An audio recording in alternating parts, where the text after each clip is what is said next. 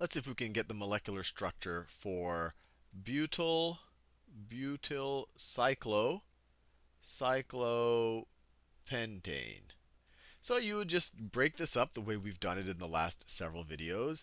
The suffix is ane, so it is an alkane, all single bonds. So single bonds. It's pentane, so we're dealing with 5 carbons on kind of the base or on the kind of the backbone. So it's just 5 carbons. And it's a cyclopentane, so it's 5 carbons in a ring.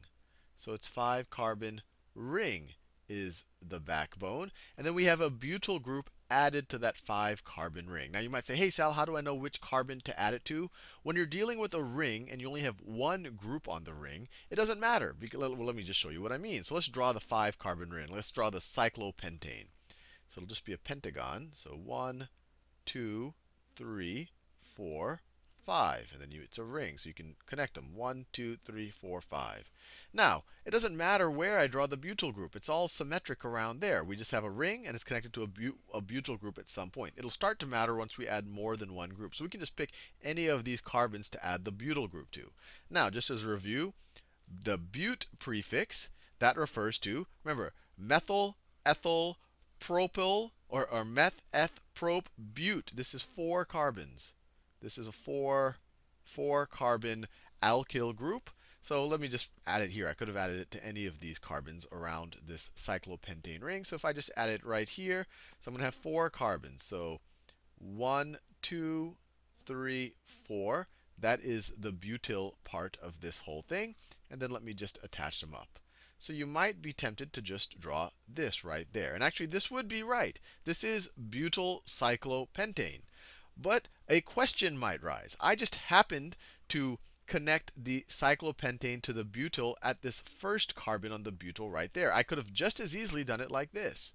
I could have just as easily had a I could have just as easily had it like this, where, let me draw my butyl again. So I have 1, 2, 3, 4. So once again, this is a butyl, but instead of being bonded to the cyclopentane on my first carbon, maybe it's bonded right here. Maybe, let me do it with that yellow color. Maybe it's bonded right here. Why, this seems like maybe this could also be butyl cyclopentane. It looks like we have a butyl group. This is butyl right here. I drew a butyl group right over here. And I also drew a butyl group right over here. But these are fundamentally 2 different molecular structures. I'm touching the first carbon here. I'm touching the second carbon over here. Now, there's 2 ways to differentiate this. One is the common naming, and one is the systematic naming. So let me differentiate between the 2. So in the common naming, and this can get a little bit involved. And this, frankly, is probably the most complicated or part of naming organic compounds. Systematic is often more complicated, but it's easier to, I guess, systematically come up with it. So there's a common, and then there's a systematic. Systematic. So the common way of doing it is if you just say butyl cyclopentane, that implies that you are bonding to the first, or depending how you view it, the last carbon in the chain. So this right here is butyl cyclopentane. This right here is not just butyl cyclopentane. What you would do is you definitely have a cyclopentane ring. So this would definitely be a cyclopentane. Let me put some space here. This is definitely going to be a cyclopentane. And you do have a butyl group on it. So we do have a butyl group. But because we aren't bonded to the first carbon. We're bonded to a carbon that is bonded to 2 other carbons. We call this sec butyl cyclopentane. So this is sec. And everything I'm doing is obviously freehand. If you were to see this in a book, the sec would be italicized. Or sometimes it would be written as S-butyl,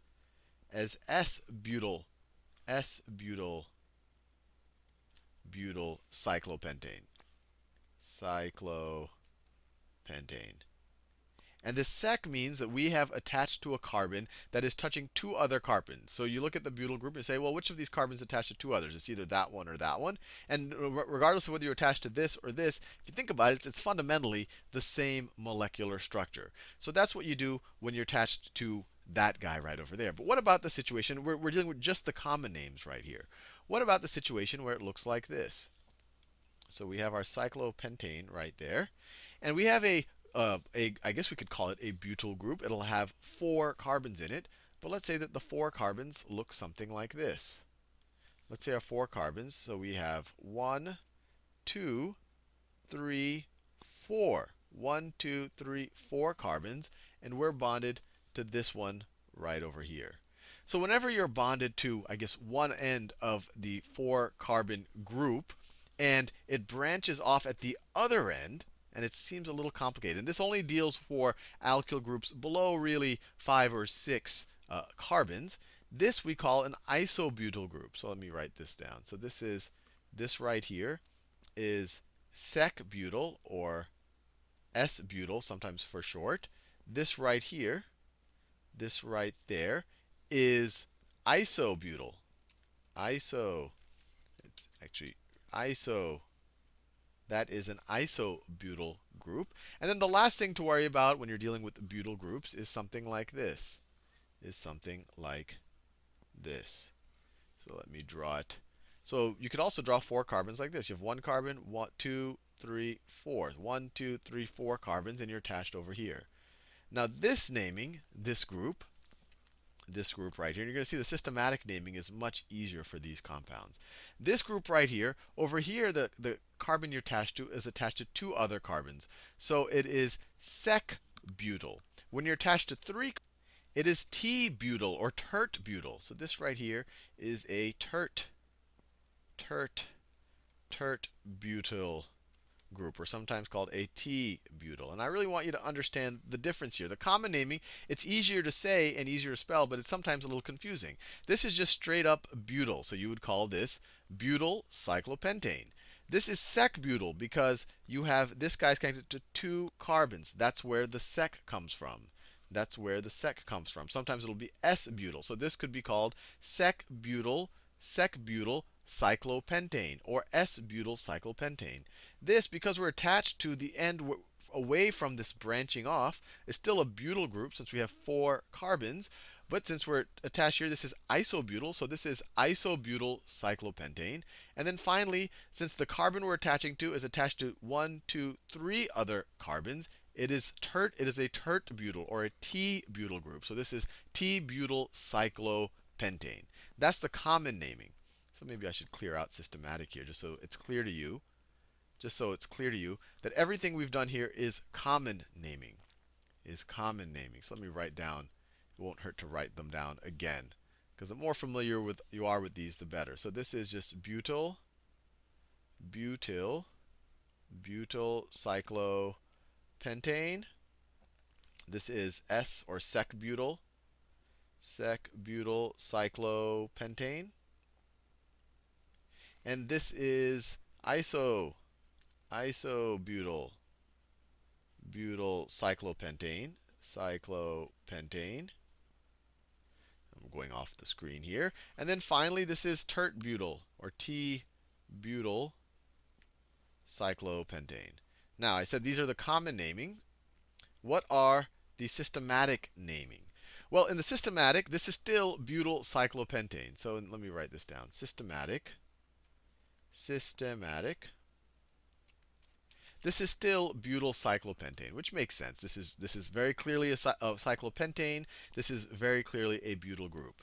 But the systematic naming, what we try to do is we try to name this group right here just as we would name a traditional chain, but we end it with an "ill." So if you look at this right here, what we do is we just consider the chain where we attach.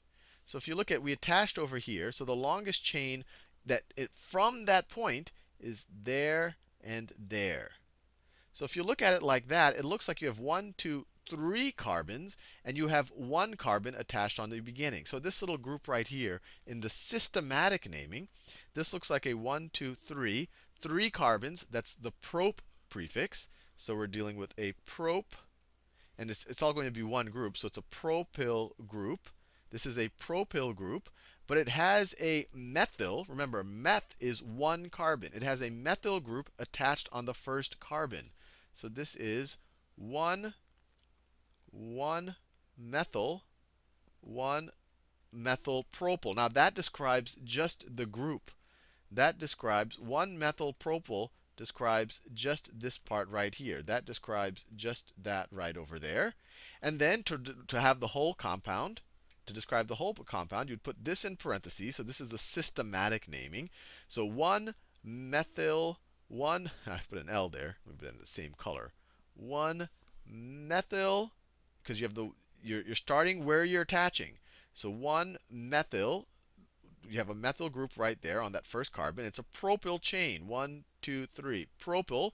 And then you would say cyclopentane. Cyclopentane. That's the systematic name for that. Now, if you look at this one right here, what in the common name is isobutyl, what you do is you look at where we attach. Where we attach is 1, 2, 3 carbons. So once again, let me do it in that same 1, 2, 3 carbons. So once again, this is a propyl. Prop is for 3. But the methyl group now is attached to the 1, 2, the second carbon. So this is 2 methyl. Let me make some space here. This is 2 methyl. So that describes this group right here. That describes this entire group, cyclopentane. Cyclopentane. Remember, this is a systematic name. You might sometimes see this referred to as isobutyl cyclopentane or 2-methyl-propyl cyclopentane. And this is actually a YL. Spelled it wrong. And then finally, do the same exact idea here, but it becomes a little bit more interesting.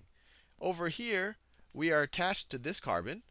And the longest chain I can do, starting with that carbon, is just one chain right there. So we just have a 2-carbon chain, right? 1, 2. The prefix for 2-carbon is ethyl, or eth. Eth, and since it's a group, ethyl. And then we have 2 methyl groups. We have two methyl groups attached right over there. And it's attached on the 1 carbon, right? This is 1, and this is 2. We call the 1 carbon where we are attached to the broader chain. So what this is going to be, you would actually write 1, 1 to show that we have 2 groups attached to the first carbon. And both of them are methyl. And so we write 1, 1 dimethyl. Di for 2. Dimethyl.